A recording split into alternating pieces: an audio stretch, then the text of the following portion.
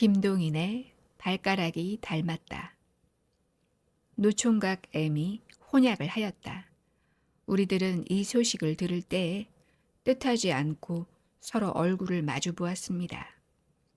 M은 32살이었습니다. 세태가 갑자기 변하면서 혹은 경제 문제 때문에 혹은 적당한 배우자가 발견되지 않기 때문에 혹은 단지 조언이라 하는 데 대한 반항심 때문에 늦도록 총각으로 지내는 사람이 많아가기는 하지만 32살의 총각은 아무리 생각하여도 좀 너무 늦은 감이 없지 않았습니다. 그래서 그의 친구들은 아직껏 기회가 있을 때마다 그에게 책은 비슷이 결혼에 대한 주의를 하고 하였습니다. 그러나 M은 언제나 그런 의론을 받을 때마다 속으로는 매우 흥미를 가진 것이 분명한데 겉으로는 고소로서 친구들의 말을 거절하고 하였습니다. 그러던 M이 우리의 모르는 틈에 어느덧 혼약을 한 것이에다. M은 가난하였습니다. 매우 불안정한 어떤 회사의 월급쟁이였습니다. 이 뿌리 약한 그의 경제 상태가 그로 하여금 늙도록 총각으로 지내게 한 듯도 합니다. 그리고 이 때문에 친구들은 M의 총각 생활을 애석히 생각하여 장가들기를 권하는 것이었습니다. 그러나 나뿐은 M이 장가를 가지 않는데 다른 종류의 해석을 내리고 있었습니다. 의사라는 나의 직업이 발견한 M의 육체적인 결함. 이것 때문에 M은 30이 넘도록 총각으로 지낸다. 나는 이렇게 믿고 있었습니다. M은 학생 시대부터 대단한 방탕 생활을 하였습니다. 방탕이래야 금전상의 여유가 부족한 그는 가장 하류에 속하는 방탕을 하였습니다. 50전 혹은 1원만 생기면 즉시로 우동집이나 유곽으로 달려가던 그였습니다. 체질상 성욕이 강한 그는 그 불붙는 성욕을 끄기 위하여 눈앞에 닥치는 기회는 한 번도 놓치지 않았습니다. 친구들을 만날지라도 음식을 한턱 하라기보다 유곽을 한턱 하라는 그였습니다. 진로는 모르지만 양으로는 세계의 누구에게든 그다지 지지 않을 테다. 관계한 여인의 수요에 대하여 이렇게 발언하기를 주저치 않으리만치 그는 선택이라는 도정을 밟지 않고 집어세웠습니다. 20서너 살에 벌써 200명은 넘으리라는 것을 발표하였습니다. 30살 때는 벌써 괴승 신돈이를 멀리 눈 아래로 굽어보았을 것입니다. 그런지라 온갖 성병을 경험하지 못한 것이 없었습니다. 더구나 술이 억배요 그 위에 유달리 성욕이 강한 그는 성병에 걸린 동안도 결코 삼가지를 않았습니다.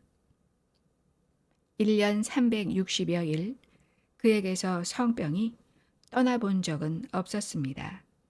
늘 롱이 흐르고 한 달 건너큼 고한 염으로써 걸음걸이도 거북스러운 꼴을 하여 가지고 나한테 주사를 맞으러 오고 하였습니다. 그러는 동안에도 50전 혹은 1원만 생기면 또한 성행위를 합니다.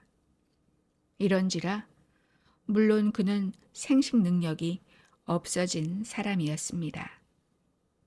이 일을 잘 아는 나는 M이 결혼을 안 하는 이유를 여기다가 연결시켜 가지고 그의 도덕심에 동정까지 하고 있었습니다. 일생을 빈곤한 가운데서 보내고 늙은 뒤에도 슬하도 없이 쓸쓸하게 지낼 그 더구나 자기를 봉양할 슬하가 없기 때문에 백발이 되도록 제 손으로 이 고해를 헤엄치어 나갈 그는 과연 한 가련한 존재이겠습니다. 이렇던 M이 어느덧 우리의 모르는 틈에 우물쭈물 혼약을 한 것이에다. 하기는 며칠 전에 이런 일이 있었습니다. 그날 저녁을 먹은 뒤에 혼자서 신간 치료 보고서를 읽고 있을 때에 M이 찾아왔습니다. 그리고 비교적 어두운 얼굴로서 내가 묻는 이야기에도 그다지 시원치 않은 듯이 입술에 대답을 억지로 하고 있다가 이런 질문을 나에게 던졌습니다. 남자가 매독을 앓으면 생식을 못하나? 괜찮겠지. 임질은? 글쎄, 고환을 옥화사례로 하지 않으면 괜찮어. 고환은? 내 친구 가운데 고환염을 앓은 사람이 있는데 이제는 생식을 못하겠다고 비관이 여간이 아니야. 고환을 옥화사례로 하면 절대 불가능인가? 양쪽 다 알았다는데. 그것도 경하게 알았으면 영향 없겠지. 가령 그 경하다 치면 내가 앓은 게 그게 경한 편일까, 중한 편일까? 나는 뜻하지 않고 그의 얼굴을 보았습니다. 중하기도 그만치 중하게 앓은 뒤에 지금 그게 경한계냐 중한계냐 묻는 것이 농담으로밖에는 들리지 않았으므로 M의 얼굴은 역시 무겁고 어두웠습니다. 무슨 중대한 선고를 기다리는 사람과 같이 눈을 푹 내리뜨고 나의 대답을 기다리고 있었습니다. 잠시 그의 얼굴을 바라본 뒤에 나는 어이가 없어서 아주 경한 편이지 이렇게 대답하여 버렸습니다. 경한 편? 그럼 이리 하여 작별을 하였는데 지금에 이르러 생각하면 그 저녁의 그 문답이 오늘날의 그의 혼약을 이루게 하지 않았는가 합니다. M이 혼약을 하였다는 기보를 가지고 온 것은 T라는 친구였습니다. 그때는 마침 다 M을 아는 친구가 너덧 사람 모여 있을 때였습니다. 골동 국보 하나 없어졌다. 누가 이런 비평을 가하였습니다. 나는 T에게 이렇게 물었습니다. 그래, 연애로 혼약이 된 셈인가요? 연애? 연애가 다 무예요. 갈보 나까이밖에는 여자라는 걸 모르는 녀석이 어디서 연애의 대상을 구하겠소? 그럼 지창금이라도 있답디까? 지창금이란 네 집 애 이름이요? 나는 여기서 이 혼약에 대하여 가장 불쾌한 한 면을 보았습니다. 30이 넘도록 총각으로 지낸 그로서 연애라 하는 기묘한 정사 때문에 그 절을 굽혔다면 그것은 도리어 축하할 일이지 책할 일이 아니외다. 지창금을 바라고 혼약을 하였다 하여도 지금의 세상에 살아가는 우리로서 더구나 그의 빈곤을 잘 아는 처지인지라 크게 욕할 수가 없는 일이외다. 그러나 연애도 아니요 금전 문제도 아닌 이 혼약에서는 가장 불쾌한 한 가지의 결론밖에는 얻을 수가 없습니다. 그럼 나는 가장 불쾌한 어조로 이렇게 말하였습니다. 유곽에 다닐 비용을 경제하기 위하여 마누라를 얻은 셈이구려. 이 혹평에 대하여 T는 마땅치 않다는 듯이 나를 보았습니다. 그렇게 혹언할 것도 아니겠지요. M도 벌써 32살이든가 3살이든가 좌우간 그만하면 차차로 자식도 무릎에 앉혀보고 싶을 게고 그렇다고 마땅한 마누라를 선택할 길이나 방법은 없고 자식? 고환염을 그만침이나 심히 앓은 녀석에게 자식? 자식은? 불육해하기 때문에 경솔이도 직업적 비밀을 입 밖에 내인 나는 하던 말을 중도에 끊어버렸습니다. 그러나 이미 한 말까지는 도로 삼킬 수가 없었습니다. 네? 그게 무슨 말씀이요? M의 생식 능력에 대하여 사면에서 질문이 들어왔습니다.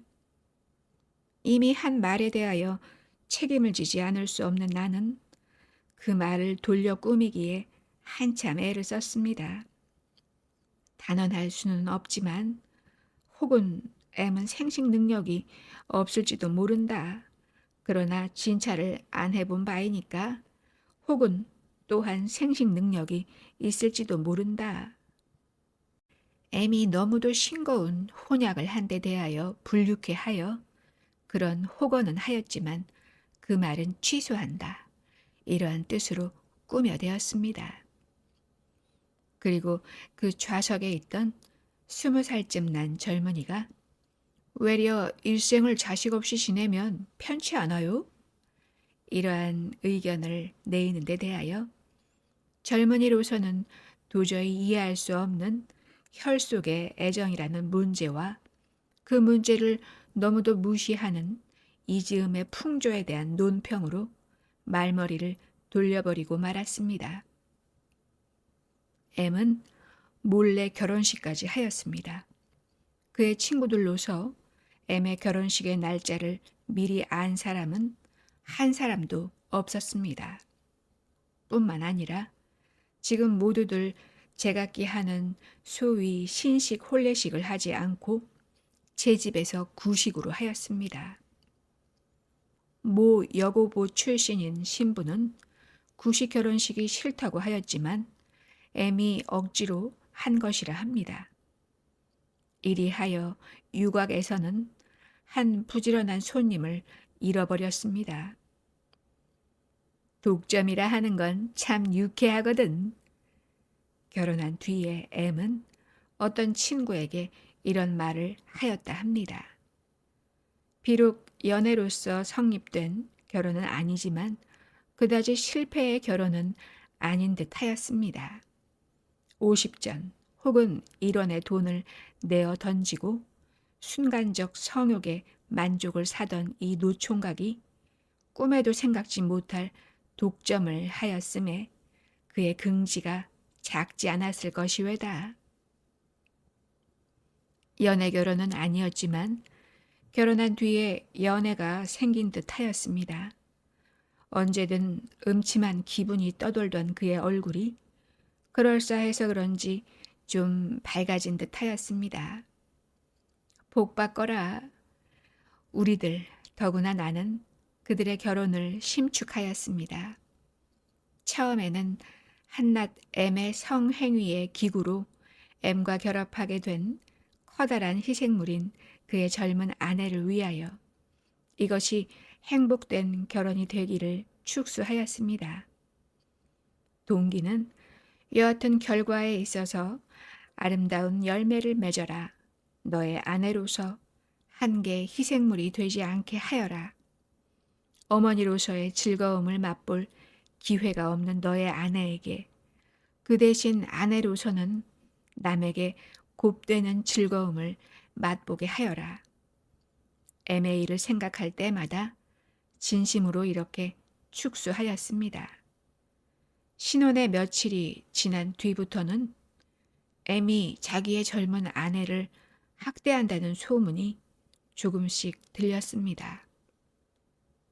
완력을 사용한단 말까지 조금씩 들렸습니다. 그러나 나는 이 문제는 그다지 크게 생각지 않았습니다. 이런 소문이 귀에 들어올 때마다 나는 아라비안 나이트의 마신의 이야기를 머릿속에서 되풀이하여 보고 하였습니다. 어떤 어부가 그물질을 하고 있었습니다. 그런데 한번 그물을 끌어올리니까 거기는 고기는 없고 그 대신 병이 하나 걸려 있었습니다. 병은 마개가 닫혀 있고 그 위에 납으로 굳게 봉함까지 되어 있었습니다. 어부는 잠시 주저한 뒤에 그 병의 봉함을 뜯고 마개를 뽑아 보았습니다. 즉 병에서는 한 줄기 검은 연기가 하늘로 올라갔습니다. 그리고 하늘로 올라간 그 연기는 차차 뭉쳐서 거기는 커다란 마신이 나타났습니다. 나를 이 병 속에 감금한 것은 선지자 솔로몬이다. 이 병 속에 갇혀 있는 동안 나는 스스로 맹세하였다. 100년 안에 나를 구해주는 사람이 있으면 나는 그 사람에게 거대한 부를 주겠다고. 그리고 100년을 기다렸지만 아무도 나를 구해주는 사람이 없었다. 그래서 나는 다시 맹세했다. 이제 다시 100년 안으로 나를 구해주는 사람이 있으면 나는 그 사람에게 이 세상에 있는 보배를 다 주겠다고. 그리고 헛되이 100년을 더 기다린 뒤에 100년을 더 연기해서 그 100년 안에 나를 구해주는 사람이 있으면 그 사람에게 이 세상에서 가장 큰 권세와 영화를 주겠다고. 그러나 그 100년이 다 지나도 역시 구해주는 사람은 없었다. 그래서 나는 마지막으로 다시 맹세했다. 이제 누구든지 나를 구해주는 놈이 있거든 당장에 그 놈을 죽여서 그새 갇혀있던 그 분풀이를 하겠다고. 이것이 병 속에서 나온 마신의 이야기였습니다. 엠이 자기의 젊은 아내를 학대한다는 소문이 들릴 때에 나는 이 이야기를 생각지 않을 수가 없었습니다. 30이 지나도록 총각으로 지낸 그 고통과 고적함에 대한 분풀이를 제 아내에게 하는 것이라 했습니다. 그리고 실컷 학대해라, 실컷 학대해라. 더욱 축소하였습니다. 엠이 결혼한 지 1년이 거의 된 어떤 날 저녁이었습니다. 그와 나는 어떤 곳에서 저녁을 같이 하고 있었습니다. 그의 얼굴은 이날 유난히 어둡고 무거웠습니다. 그는 음식에는 거의 손을 대지 않고 술만 들이켜고 있었습니다. 본시 말이 많지 않은 그가 이날은 더욱 입이 무거웠습니다. 몹시 취하여 더 술을 먹지 못하리만치 되어서 그는 처음으로 자발적으로 입을 열었습니다. 충혈이 된 그의 눈은 무시무시하게 번뜩였습니다. 여보게 속이지 말고 진정으로 말해주게. 내게 생식 능력이 있겠나? 글쎄, 검사를 해봐야지. 나는 이만치 하여 넘기려 하였습니다.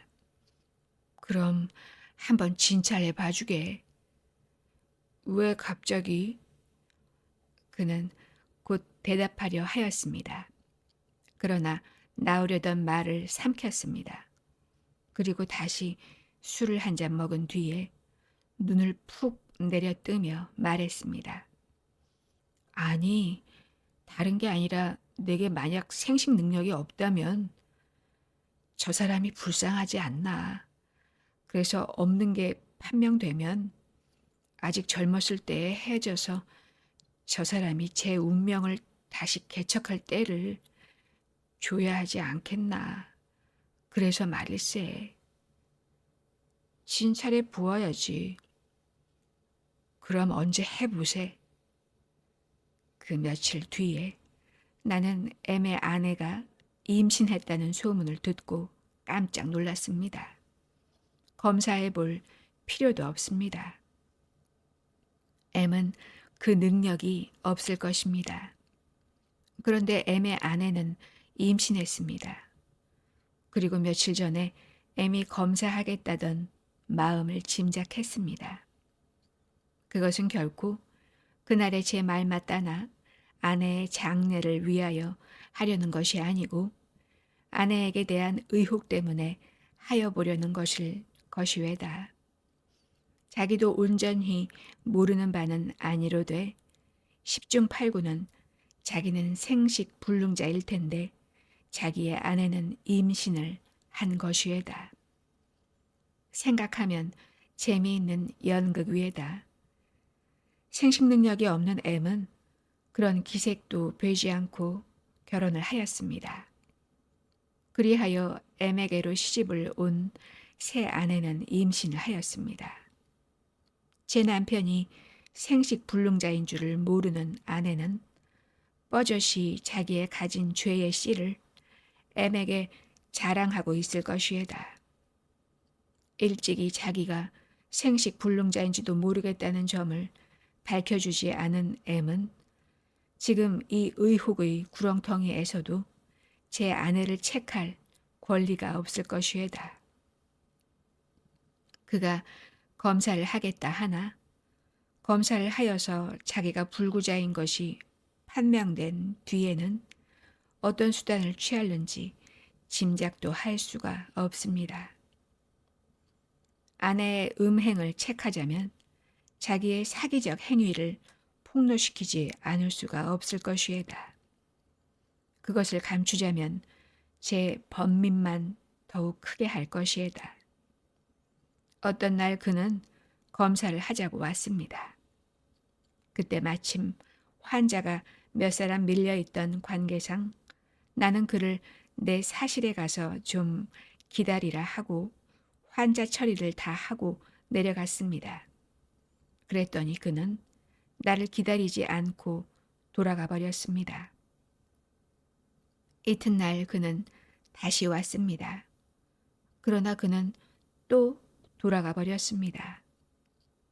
나도 사실 어찌하여야 할지 똑똑히 마음을 작정치 못했던 것이에다. 검사한 뒤에 당연히 사멸에 있을 생식 능력을 살아있다고 하자니 그것은 나의 과학적 양심이 허락지 않는 바외다.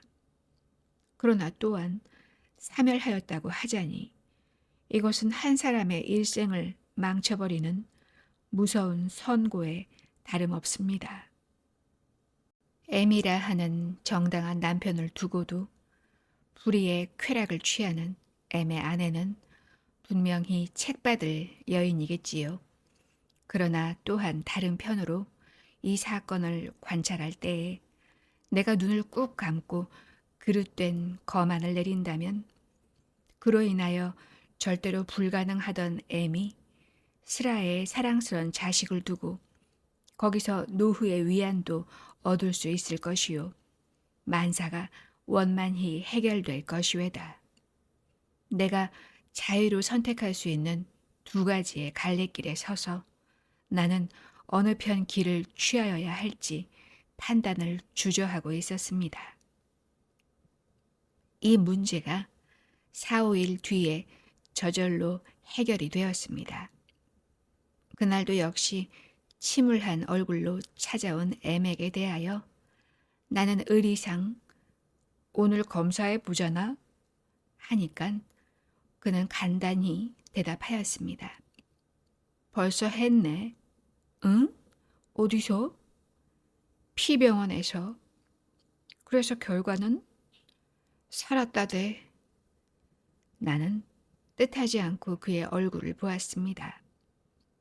그것은 의외의 대답을 들은 때문이라기보다 오히려 살았다대 하는 그의 음성이 너무 침통하기 때문에.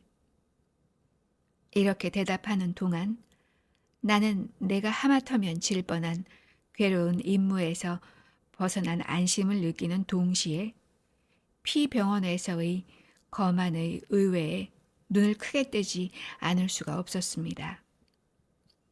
내 눈을 만난 M의 눈은 낭패한 듯이 이리저리 돌아다녔습니다. 그리고 나는 그 눈으로 그가 방금 한 말이 거짓말이었음을 알았습니다. 그럼 그는 왜 거짓말을 하였나? 자기의 아내의 명예를 보호하기 위하여?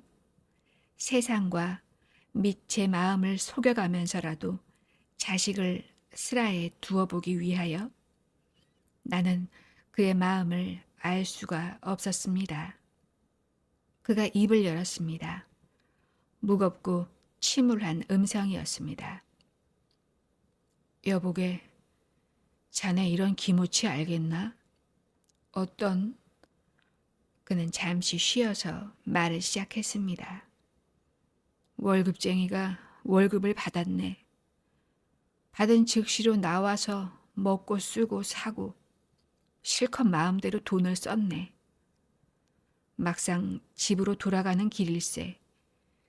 지갑 속에 돈이 몇 푼 안 남아 있을 것은 분명해. 그렇지만 지갑을 못 열어봐. 열어보기 전에는 혹은 아직은 꽤 많이 남아 있겠거니 하는 요행심도 붙일 수 있겠지만 급기 열어보면 몇 푼 안 남은 게 사실로 나타나지 않겠나. 그게 무서워서 아직 있거니 스스로 속이 내그려. 쌀도 사야지, 나무도 사야지. 열어보면 그걸 살 돈이 없는 게 사실로 나타날 테란 말이지. 그래서 할 수 있는 대로 지갑에서 손을 멀리하고 제 집으로 돌아오네. 그 기모치 알겠나? 나는 머리를 끄덕이었습니다. 알겠네. 그는 다시 입을 봉하였습니다. 그러나 그때에 나는 알았습니다. M은 검사도 하여보지 않은 것이외다. 그는 무서워합니다. 그는 검사를 피합니다. 자기의 아내가 임신을 하였습니다. 그것은 상식으로 판단하여 물론 남편의 아이일 것이외다. 거기에 대하여 의심을 품을 자는 하나도 없을 것이외다. 의심을 품을 필요도 없는 것이외다. 왜? 여인이 남편을 맞으면 원칙상 임신을 하는 것이 당연한 일이니까. 이 의심할 필요가 없는 일을 의심하다가 향기롭지 못한 결과가 나타나면 이것은 자작지혈로서 원망을 할 곳이 없을 것이외다. 벌의 둥지를 건드리는 것은 어리석은 짓이외다. 10중 8구는 향기롭지 못한 결과가 나타날 검사를 M은 회피한 것이외다. 절망을 스스로 사지 않으려 그리고 번민 가운데서도 끝끝내 인류의 희망을 붙여두려 M은 온전히 검사라는 위험한 벌의 둥지를 건드리지 않기로 한 것이외다. 그리고 상식으로 판단할 수 있는 제 아내의 뱃속에 있는 자식에게 대하여 억지로 애정을 가져보려 결심한 것이외다. 검사를 하여서 정충이 살아있다면 다행한 일이지만 사멸하였다면 시제 제 아내와의 새에 생길 비극과 분노와 절망은 둘째 두고라도 일생을 슬하에 혈육이 없이 보내고 노후에 의탁할 곳을 가질 가능성조차 없는 절망의 지위에 빠지지 않을 수가 없을 것이외다. 이것은 무서운 일이외다. 상식으로 판단할 수 있는 일을 거부하고까지 이런 모험 행위를 할 필요가 없을 것이외다. 이리하여 그는 검사는 단념했지만 마음에 있는 의혹뿐은 온전히 끄지를 못한 모양이었습니다. 그 뒤에 어떤 날 그는 이런 이야기 저런 이야기 하다가 이런 말을 했습니다. 자식은 꼭 제 아비를 닮는다면 좋겠구먼. 거기에 대하여 나는 닮는 이해를 여러 가지로 들어서 말하여 주었습니다. 그는 한숨을 쉬었습니다. 여인이 애를 베면 걱정일 테야.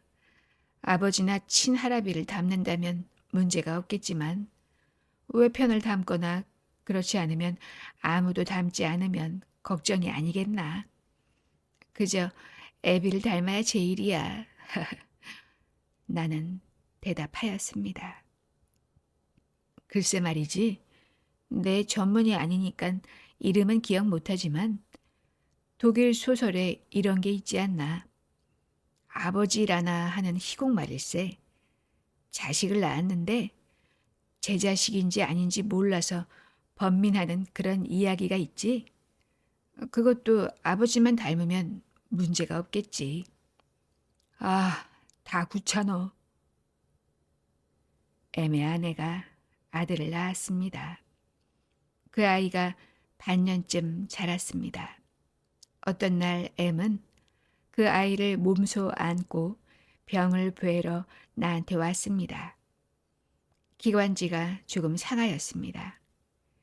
약을 받아가지고도 그냥 좀 앉아있던 M은 묻지도 않는 말을 이런 말을 하였습니다. 이놈이 꼭 제 증조부님을 닮았다거든. 그래? 나는 그의 말에 적지 않은 흥미를 느끼면서 이렇게 응했습니다. 내 눈으로 보자면 그 어린 애와 M과는 아무런 관련도 없는 바인데 그 애가 M의 할아버지를 닮았다는 것은 기이함으로써 어린애의 진편과 외편의 근친에서 아무도 비슷한 사람을 찾아내지 못한 M의 친척은 할 일 없이 예전에 죽은 조상을 들추어낸 모양이었습니다.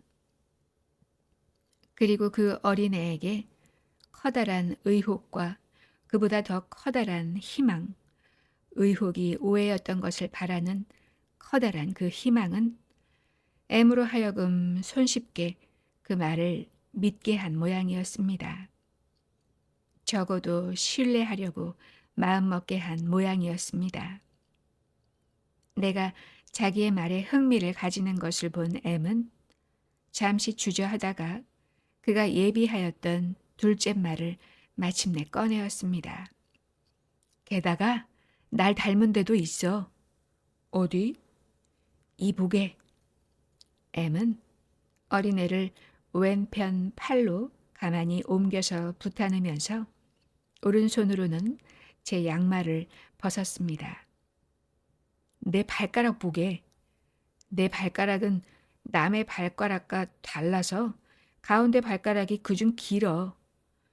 쉽지 않은 발가락이야. 한데 M은 강보를 들치고 어린애의 발을 가만히 꺼내어 놓았습니다. 이놈의 발가락 보게. 꼭 내 발가락 아닌가? 닮았거든. M은 열심으로 찬성을 구하는 듯이 내 얼굴을 바라보았습니다. 얼마나 닮은 곳을 찾아보았기에 발가락 닮은 것을 찾아내었겠습니까? 나는 M의 마음과 노력에 눈물겨워졌습니다. 커다란 의혹 가운데서 그 의혹을 어떻게 하여서든 사겨보려는 M의 노력은 인생의 가장 요절할 비극이었습니다. M이 보라고 내어놓은 어린애의 발가락은 안 보고 오히려 얼굴만 한참 들여다보고 있다가 나는 마침내 이렇게 말하였습니다. 발가락뿐 아니라 얼굴도 닮은 데가 있네. 그리고 나의 얼굴로 날아오는 의혹과 희망이 섞인 그의 눈을 피하면서 돌아앉았습니다.